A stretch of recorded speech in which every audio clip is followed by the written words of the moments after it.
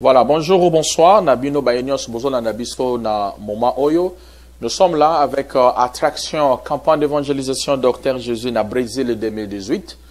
Au cours de cette tranche que nous allons recevoir l'homme de Dieu, le pasteur plus men Landou Lusala, avec lui qu'on va essayer un peu et à s'entretenir pendant half d'heure en ce qui concerne la campagne d'évangélisation et au Salama na Brésil.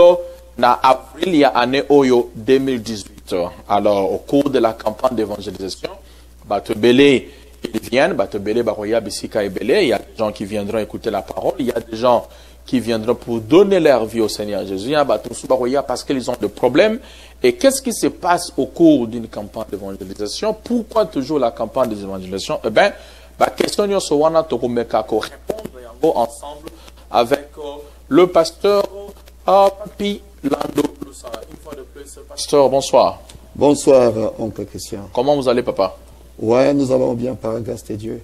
Et pouvez-nous nous dire un peu rapidement quelle est la santé de l'église?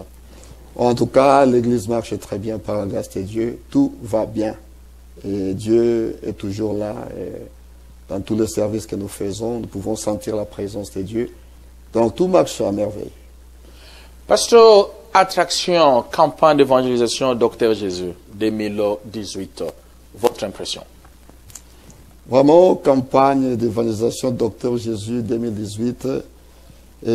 Bisognon se toza tozo zelango. Tozo zelango. Et toyebi que na ba campagne d'évangélisation, isabisika onzambe a talisaka penza et taza vivant. Donc nous attendons cette campagne-là impatiemment. Et moi-même, je crois par la grâce de Dieu, donc je brûle dans mon cœur d'y être. Je crois que par la grâce de Dieu, j'y serai. Donc nous irons là-bas et pour soutenir cette campagne d'évangélisation par notre présence et par tout ce que nous pouvons faire pour que ce soit une réussite. Pasteur Papi, l'année dernière, avant cette année-là, 2016, 2015, plusieurs Docteurs Jésus. Chaque année, une ou deux, trois fois Docteur Jésus. Mais c'est quoi? Quelle est la motivation derrière Docteur Jésus? Docteur Jésus, le sujet en soi attire déjà l'attention des gens qui écoutent. C'est quand on parle de docteur, on sait qu'un docteur, c'est un médecin. Donc le médecin, son travail, c'est de soigner, c'est de guérir. Donc c'est l'art, la médecine, c'est l'art de guérir. Maintenant, quand on entend déjà parler du médecin, tout le monde est attiré à savoir, mais quand on parle du docteur, on voit d'abord que non, c'est la guérison qui est là. En tout cas, nous devons voir un peu qu'est-ce qui se passe. Mais comme nous savons que notre Dieu est le grand médecin, là nous le savons. Et il est le grand médecin. Donc quand on fait docteur Jésus, donc vous savez, Jésus aime, Dieu aime prouver qui il est. Donc quand on parle du docteur, et quand on le fait pour la gloire de son nom, il prouve réellement qu'il est docteur. Alors les gens qui viennent, ils sont satisfaits à voir le docteur Jésus. Je ne sais pas si j'ai répondu un peu à la question, ou je ne sais pas. Pasteur, votre expérience, vous aussi vous étiez quand même à la base de la campagne d'évangélisation à Dallas, année passée. Et c'est un peu au peu sabiso impression pendant cette campagne rapidement, campagne d'évangélisation à Dallas 2017. Comment ça s'est passé rapidement? Bon, campagne d'évangélisation à Dallas, ça s'est très bien passé. Parce que vision, premièrement, il y a campagne, Isaïaka, le salut, il y a âme.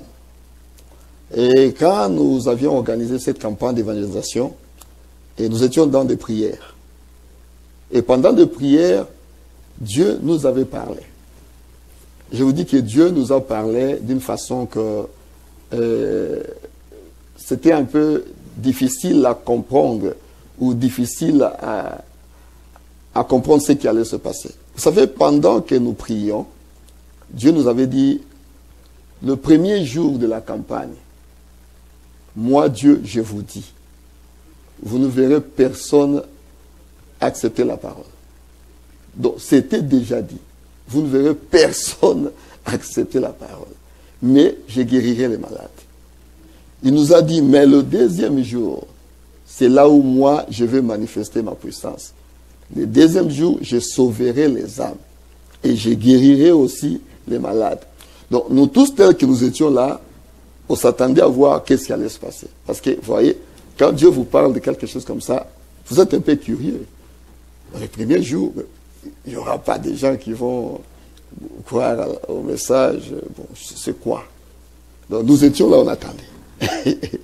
Et le pasteur a terminé sa prédication. Il fait l'appel à l'hôtel. Personne n'est passé devant. Donc, Dieu nous l'avait déjà dit. Alors, nous avions, vous savez, comme des êtres humains, on se pose des questions des fois, mais qu'est-ce qui se passe? Pourquoi ça? Alors, Dieu nous avait dit, c'est moi-même, Dieu, qui sauve les âmes.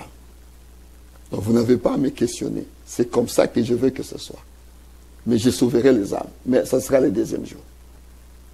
Mais pour les malades, je guérirai les malades. Alors, cette campagne-là, ça a suivi textuellement ce que Dieu nous avait dit. Et quand nous sommes entrés dans des prières, moi j'avais eu l'inspiration qu'on fasse une campagne d'évangélisation. Donc quand j'ai eu l'inspiration, je priais Dieu avant d'en parler aux autres. Donc j'ai prié Dieu, j'ai dit en tout cas, si ça vient vraiment de toi, je veux que tu puisses confirmer cela. Et Dieu me l'avait confirmé par plusieurs façons. Alors j'en ai parlé à mon comité ici. Et quand j'en ai parlé au comité, tout le monde était d'accord. À droite, au salle, tout le monde à l'église. Nous parlons à l'église, alors toute l'église était d'accord. Faisons cela. Mais c'était une campagne vraiment, pour moi, j'ai trouvé que c'était une campagne réussite. Pourquoi? Parce que quand vous avez ne fût-ce qu'une âme qui est sauvée, la Bible dit qu'une âme qui est sauvée vaut plus que 10 000 mondes. Et on n'a pas eu seulement une seule âme, on a eu beaucoup d'âmes. Et Docteur Jésus, premièrement, quand il manifeste sa puissance, la première des choses, c'est d'attirer les gens. Parce que la chose que nous cherchons dans des campagnes, c'est d'abord le salut des âmes. Mais la guérison vient pour attirer les gens. C'est un appât. La guérison, bien dans la linga les andobo. Quand on se manifester pour guérir bateau, ils ont pour attirer bateau. Quand on va guérir bango, on dit, ah, c'est que Jésus est vivant. Alors, comme Jésus est vivant, nous allons nous approcher de ce Jésus-là. Quand on va Jésus. Quand ils vont donner leur âme à Jésus, parce que l'objectif principal, c'est d'atteindre d'abord les âmes des gens. Que les âmes soient sauvées. Que les âmes viennent au Seigneur Jésus. Que les âmes puissent croire à ce message du temps de la fin que nous avons reçu. Donc nous ne voulons pas garder ce message de nous-mêmes. Nous voulons que la grâce que Dieu nous a faite à nous, que Dieu fasse la même grâce aussi aux autres. Et nous attendons, nous tous nous le savons, nous attendons l'enlèvement, qui est la venue de Jésus-Christ. Alors Jésus revient bientôt. Donc, avant que Jésus ne revienne, il faut que toutes les âmes puissent être sauvées. Les âmes qui ont été prédestinées par Dieu à être sauvées. Mais nous ne connaissons pas ces âmes-là. Nous prêchons. Le jour où le dernier élu va entrer, c'est alors que l'enlèvement va se faire. Donc nous ne connaissons pas qui est ce dernier élu-là. On ne sait pas. Il est où? Il est dans quel pays? Il est dans quelle ville? On ne le sait pas. Mais la chose principale, ce sont les âmes qui doivent être sauvées. C'est si dans notre campagne, si c'était fait qu'on n'avait reçu aucune âme sauvée, en tout cas, ce serait un échec. Mais quand on a ne fût-ce qu'une âme qui est sauvée, c'est une réussite. Parce que ça vaut plus que 10 000 mondes. Donc Dieu a sauvé plusieurs âmes ce jour-là. Alors nous avons remercié le Seigneur. Ça a été une réussite totale. Et nous avons vu après cela, parce que nous avions continué à suivre un peu qu'est-ce que Dieu est en train de faire après que ces âmes-là aient été sauvées. Qu'est-ce que Dieu est en train de faire? Et on a trouvé qu'il y a vraiment des témoignages glorieux que Dieu a fait au travers de ces âmes qui étaient sauvées. Donc la campagne de Dallas, pour moi, c'était un succès. C'était une réussite totale. Donc, quand je vois ces âmes-là, les âmes qui étaient sauvées ici, qui venaient d'ailleurs, de voir que personne ne les avait invités. Surtout notre frère Ernest et son épouse, la sœur Milka. Personne ne les a invités à la campagne. Ils ont vu l'affiche juste à l'Internet. Et puis, mais avant cela, Dieu a commencé à leur parler du pasteur Barouti. Nous ne faisons pas de lui un homme spécial. Mais Dieu a commencé à leur parler de lui. Et ils voyaient dans des songes qu'ils étaient là où le pasteur Barouti prêchait. Juste comme ça, plusieurs fois. Et l'homme et la femme. Et même avant qu'ils ne viennent à la campagne, c'est comme si Dieu les préparait déjà. Dieu les a préparés à cela. Et quand ils ont vu l'affiche, comme ils avaient déjà eu dans les songes, qu'ils étaient dans une réunion où le pasteur Barouti prêchait, ils ont vu l'affiche, ils ont dit, nous devons partir. Ils ont conduit 16 heures de route. Ils ont conduit de Minnesota jusqu'à Dallas. Ils ont fait 16 heures de route. Et ici, ils ne connaissaient personne. Même pas moi. Moi, je ne les connaissais pas. Et moi, quand je les ai vus là à la campagne, je ne les connaissais pas. Rien du tout. Mais c'est Dieu lui-même qui les a amenés de là où ils étaient pour venir assister à la campagne. Et aujourd'hui, je vous dis qu'ils sont heureux, ils sont bénis. Et ils ont mouvé de là où ils étaient. Ils sont venus habiter ici à Dallas. Maintenant, ils sont à Dallas. Et Dieu les a bénis. Ils ont des témoignages et des témoignages. Leur vie ont changé. Et Dieu se manifeste vraiment puissamment au travers d'eux. Alors nous avons dit gloire au Seigneur Jésus-Christ pour cela. Donc c'était une réussite totale. Pasteur, vous ne sentez pas un danger avec l'âge que le pasteur Barouti a aujourd'hui, pratiquement 71 ans, que chaque fois il va dans des endroits très compliqués, peut-être au fin fond de l'intérieur, dans des endroits où c'est vraiment difficile même d'aller se soulager. Il quitte là-bas peut-être vers le fin fond de Bandundu, il se retrouve vers les États-Unis, il va au Brésil, il va ailleurs. C'est comme s'il est continuellement en mouvement. Vous n'avez pas le conscient un souci sur la santé du pasteur.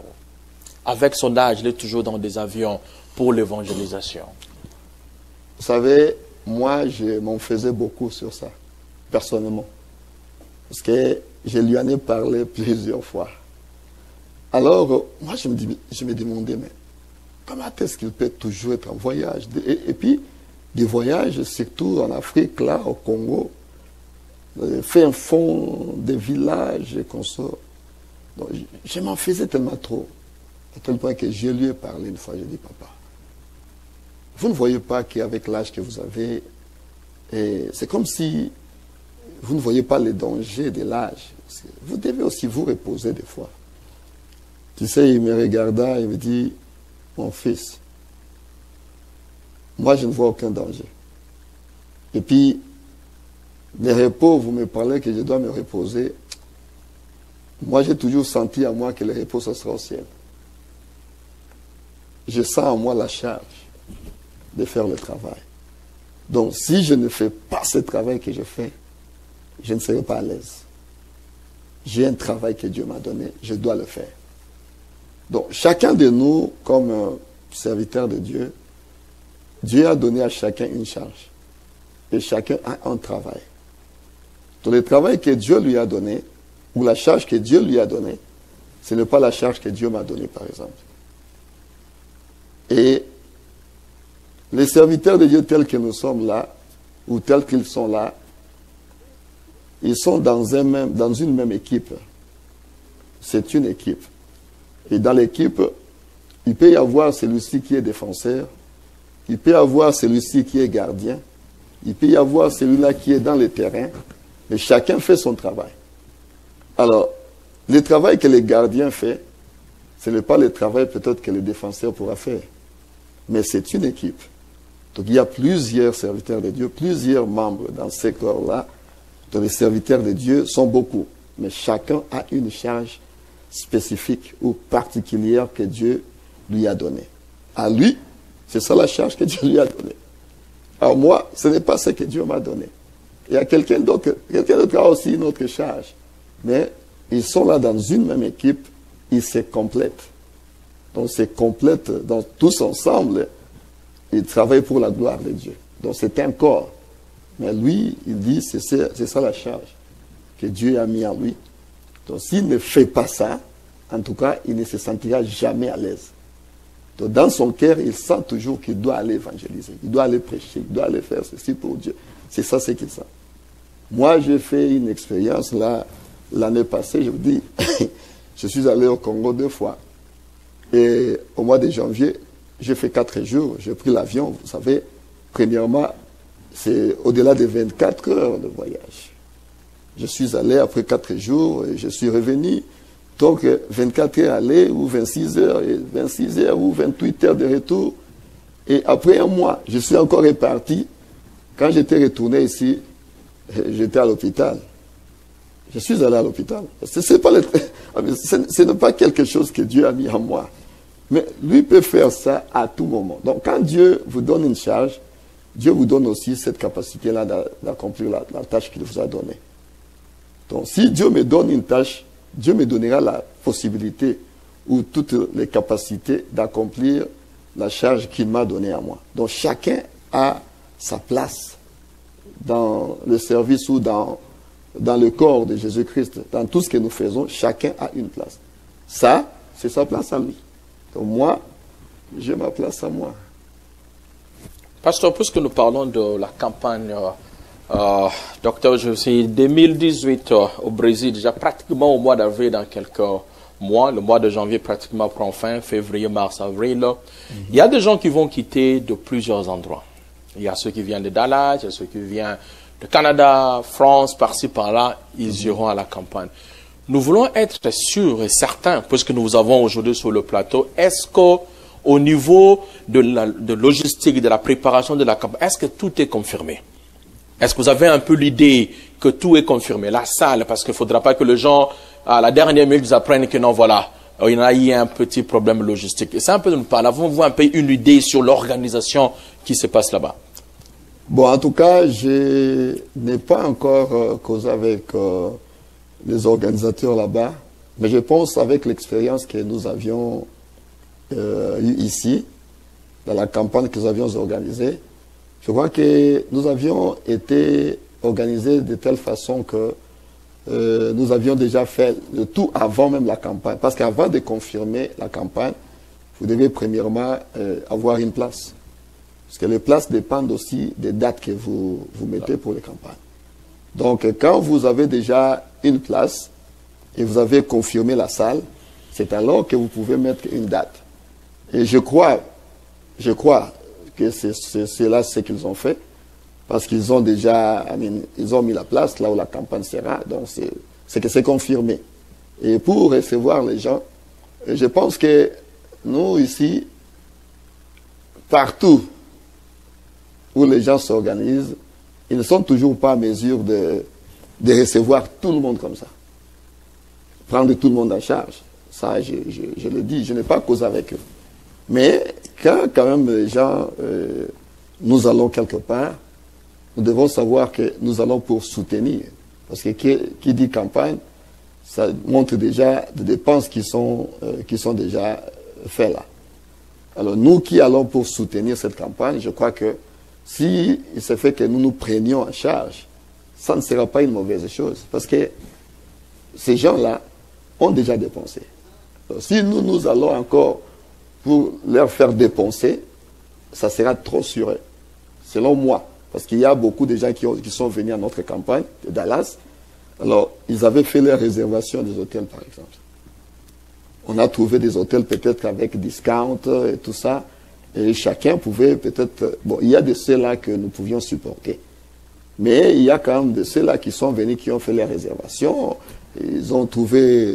On leur a trouvé des restaurants qui étaient un peu tout près pour manger, parce qu'ils ne sauront pas supporter tout le monde. C'est pratiquement impossible, à moins que vous soyez peut-être multimillionnaire et que vous n'avez pas quoi faire avec l'argent. Là, vous pouvez le faire, mais en tout cas, moi, je pense que pour la salle, s'ils ont déjà la salle, ils ont des salles déjà, ça va. Mais pour le reste, par exemple, moi qui me décide d'y aller, on peut m'indiquer que voilà, il y a des hôtels ici, ici, ici et là. Voilà le prix des hôtels. Et voilà, il y a des restaurants ici, ici et là. Et là, je prépare ma poche. Je sais quand j'y vais, je dois manger. Et je dois dormir. Si je dois faire 3 semaines là-bas, comme j'ai appris que c'est 3 semaines, donc je dois savoir où est-ce que je passerai ma nuit. À moins qu'eux-mêmes me disent, non, voilà, nous avons préparé des places pour vous, là ça va. Mais moi, dans ma conscience, je dois déjà me préparer. Sachant que je vais quelque part, là, je dois dépenser. Parce que je vais premièrement soutenir. Et pourquoi pas aussi, quand on y va dans des choses comme ça, on sait que les gens qui sont là ont dépensé. Par exemple, quand moi je vais là-bas, je dois quand même aussi peut-être donner quelque chose pour les soutenir. Ça encourage aussi les gens qui ont organisé quelque chose. Bon, ça c'est selon ce que moi je pense. On peut aussi les soutenir comme ça. Je vais là-bas, je sais que, ok, il y aura la campagne ici, là-bas. Même si j'ai juste un petit rien là, ok, ça c'est ma contribution. Bon, on en a vu ici, il y a des gens qui avaient montré cette volonté-là, ils ont soutenu d'une part et d'autre. Donc ça nous avait aussi aidé. Et moi je pense que quand il y a des campagnes organisées comme ça, c'est pour l'œuvre de Dieu. Alors, nous tous qui sommes concernés dans cette histoire, on peut aussi arriver à soutenir. C'est pas mauvais. Si on n'en a pas, ça va, on va soutenir avec notre présence. Mais si on a un petit rien, ce n'est pas mauvais de soutenir. À la place d'aller juste là, je deviens encore une charge pour eux. Là, ça ne sert pas bien.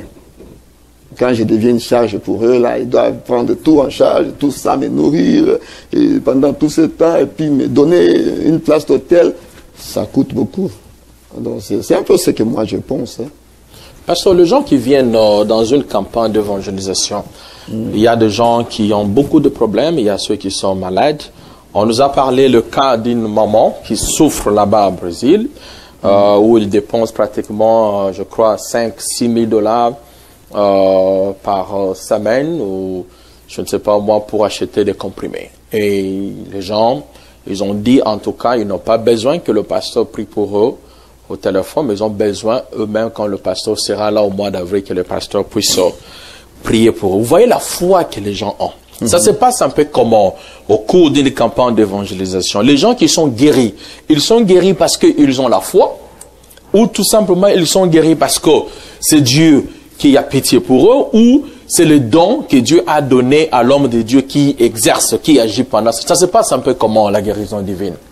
Premièrement, si nous regardons dans la parole de Dieu, la Bible dit que tout est possible à celui qui croit.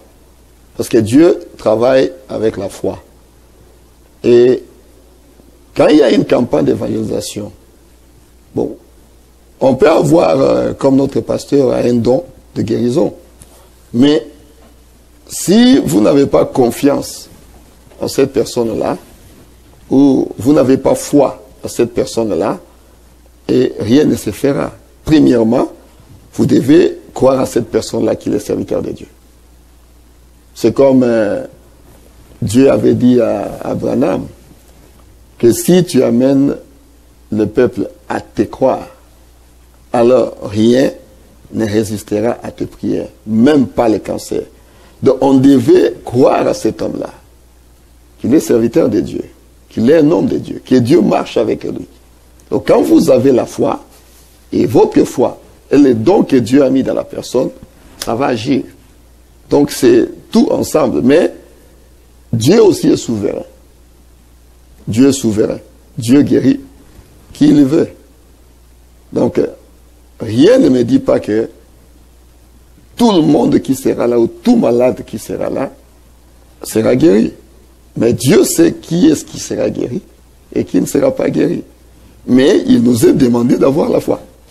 Donc, quand on a la foi, Jésus-Christ est vivant, et nous avons la foi, nous avons confiance à la personne qui nous prêche, et je crois à ces ministères-là, je crois à ces dons-là que Dieu m'a envoyés.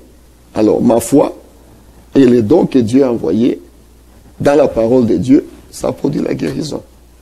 Donc, on ne sait pas juste C'est quand les gens viennent là, vous pouvez voir aussi quelqu'un qui vient aveugle, pendant qu'il y a d'autres aveugles qui ont vu. Mais cet aveugle-là n'a pas vu. Donc tout dépend de Dieu. Donc, on ne peut pas dire qu'en tout cas, Binonio Sobokoya, Binonio Sobokoya, Bokobika. Non, c'est Dieu qui guérit. Donc nous mettons notre foi en Dieu et nous avons confiance. Parce que Dieu, quand nous disons le docteur Jésus, Dieu se manifeste en tant que docteur. Et qu'est-ce que le docteur fait? Le docteur guérit. Mais maintenant, le docteur Jésus, lui ne guérit pas seulement les corps.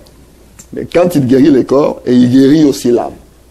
Donc lui guérit deux choses, et le corps et l'âme. Mais la première des choses, comme je l'avais dit, que nous cherchons, c'est l'âme. Quand le corps est guéri, la personne donne sa vie à Jésus. Et son âme aussi sera guérie. Voilà, vous avez suivi, peu importe là où vous êtes, que ce soit, je ne sais pas moi, au Brésil, vous êtes au Mexique, vous êtes au Canada, Charlotte, Afrique du Sud, par-ci, vous êtes là, c'est très important. Allons-y à la campagne, soutenir l'œuvre que le Seigneur est en train d'accomplir avec son serviteur et aussi inviter des gens qui sont malades, des gens qui ont des problèmes. Inviter, c'est le Seigneur qui est toujours au rendez-vous, qui amène la solution. Peu importe le problème qui vous dérange, c'est important que vous puissiez vraiment être là. Vous avez suivi comment le pasteur a expliqué, nous avons besoin d'avoir la foi quand nous allons dans une campagne afin que le Seigneur puisse agir. Rapidement, pasteur, parce que c'était que l'introduction de beaucoup de missions que nous allons faire sur l'attraction en campagne Jésus. En ce qui concerne les témoignages qui sont donnés lors de campagnes, ça se passe comment? Je vous donne un exemple. Il y a quelqu'un qui vient qui dit j'avais le sida. On a prié pour moi, je suis guéri. Et c'est un peu d'expliquer aux gens qui nous suivent en ce moment comment ça se passe. Bon, quelqu'un qui est guéri, premièrement, c'est la personne qui saura qu'elle est guérie. Si je suis malade, je me sentais comme ceci. Par exemple, j'avais des difficultés pour me courber. Après la prière, j'essaie de faire ce que je ne pouvais pas faire et que j'arrive à le faire. C'est moi qui saurai que je suis guéri. Même avant même d'aller voir le médecin, je peux déjà sentir en moi qu'il y a quelque chose qui s'est fait. Parce que Dieu a plusieurs façons de guérir les gens. Tu peux sentir quelque chose, c'est pas que tout le monde le sent, mais il y a de ceux-là qui sentent peut-être, pendant qu'on est en train de prier, lui sent la main le toucher. La main de quelqu'un qui le touche. Quelqu'un d'autre qui va sentir peut-être le feu. Quelqu'un d'autre sentira ceci ou cela. Il sentira que quelque chose était ici et c'est sorti. Bon, c'est la personne qui est guérie premièrement, qui sait qu'il est guéri. Donc c'est un peu ça. Donc ce n'est pas à dire que non, il y a une façon là vraiment de savoir qu'on est guéri ou une façon spécifique. Mais il y a des gens qui donnent témoignage sur ce parfois ou comment? Par exemple, si vous prenez le cas de quelqu'un qui a le cancer, quelqu'un qui a dit qu'il avait un cancer de l'estomac, ou quelqu'un qui a dit qu'il souffrait de la maladie, disons, des maladies incurables, par exemple la maladie du sida. Et quelqu'un, on a prié pour lui pendant la campagne d'évangélisation, il vient, il donne les témoignages, il dit que voilà, je suis guéri.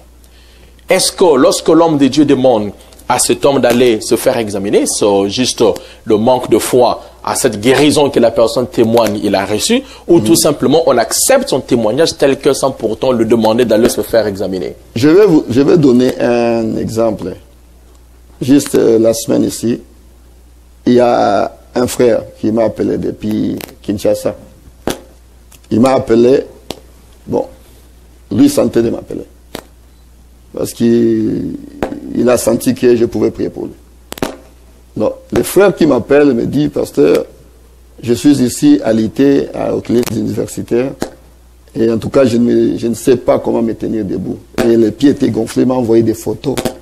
Les pieds vraiment gonflés, il y avait, je crois, la jambe gauche, quoi, vraiment gonflée. Il ne pouvait pas se mettre debout pendant un jour. Il m'a appelé, c'était le mardi passé ici, au téléphone. Alors j'ai commencé à prier pour lui. Je priais pour lui. Pendant que je priais, lui sentait quelque chose qui le touchait. Et quand j'ai terminé à prier, moi j'ai coupé. Et là où il était, parce que j'ai des photos avec moi qu'il m'a envoyé. Il a senti une force. C'est lui qui a senti ça. Il a senti une force fortifier ses genoux. Donc, lui qui ne s'était pas mis debout pendant des jours, a télémi, a bani au tambola. A kangel nga pe ba photo ndenga télémi. A tinenga ba photo ndenga télémi azo tambola. Azo qui même na vidéo. Abi na sali ba jour na au tambola te. Mais si ko penza ndenga ko prier aussi ici, j'ai des messages à mon téléphone, même des photos. Puis talanga yo na télémi a tindi, je crois même à 20 ou 30 photos. Ndenga za ko téléma, ndenga azo bouger, tindi ba photo. Donc c'est lui qui a senti cela. A senti puissance, et il m'a colonaillé, et fortifié ma colonaillé, et télémissier, les lopas comme un garçon savait depuis au prier qui, en tout cas, nazo tambola. Donc tu vois un peu. Donc, ce n'est pas l'homme. C'est la personne qui a foi, premièrement, à la personne, où elle a bon de la ponaillé, a pesi foi naïe na mutuana. Que mutuana moussel na nzambe, sera bon de ponangai, na robika. Moi, je ne savais pas Kaobika. Car même jour, il y avait une soeur. Le même mardi, c'est la Béli m'a cassé dans l'hôpital. Oh, la Bengi, la Benga, tout le soir, la docteur, Abino, nous avons transféré l'hôpital à mon nene. Parce que, ah, on a pensé qu'il y a moins été. Ça, c'est pas moi. Et ça, mignon ce jour, mon mardi. Nous avons transféré l'hôpital à mon nene parce que, na minute, moi, j'ai causé moi-même avec le médecin. Avec ambulance et on a prié.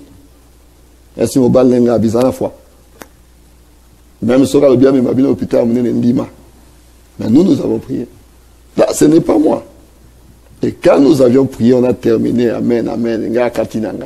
Ça ne faisait même pas 10 minutes après. Les frères m'appellent. Oh, tant aussi sur prière à ma maison normale. Et puis, docteur Alobi qui est moyen, tout qui est sous l'hôpital, va se libérer Bisso. Va libérer Bango Azoni Nandako. Lobby, la sœur m'a appelé pour me dire Azoni Nandako va bien, elle se porte bien, tout va bien. Donc là, ce n'est pas moi. Vous voyez, c'est Dieu qui agit au travers de l'homme. Vraiment. Alors, pasteur, quelle doit être l'attitude des gens qui écoutent les témoignages? Parce qu'il y a certains de ces témoignages, lorsque les gens écoutent, ils ont besoin d'avoir la foi pour croire à ce que l'autre personne est en train de dire.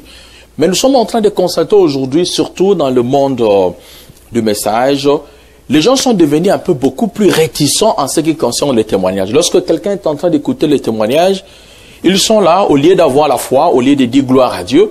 Mais vous voyez par contre les gens amener les doutes dans ces témoignages-là, en train de critiquer, ah, ces expériences, ce sont de fausses expériences.